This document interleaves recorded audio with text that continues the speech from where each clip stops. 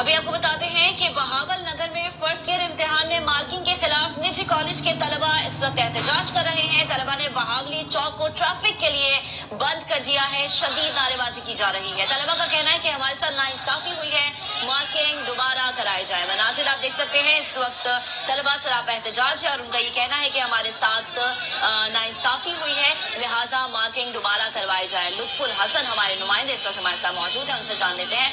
हसन, बताएगा अभी सूरत हाल क्या है?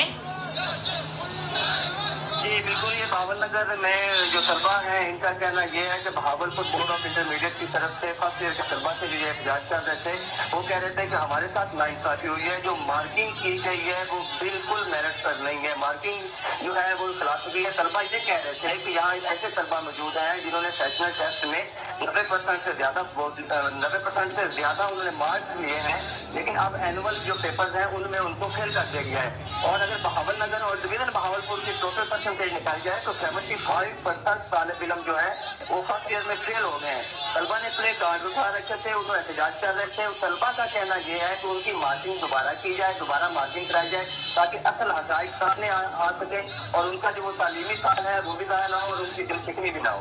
सही, तलबा की जानिब से दोबारा मार्किंग का मुतालबा किया जा रहा है। लुत्फुल हसन हमें अपडेट कर रहे थे, बहुत शुक्रिया आपका।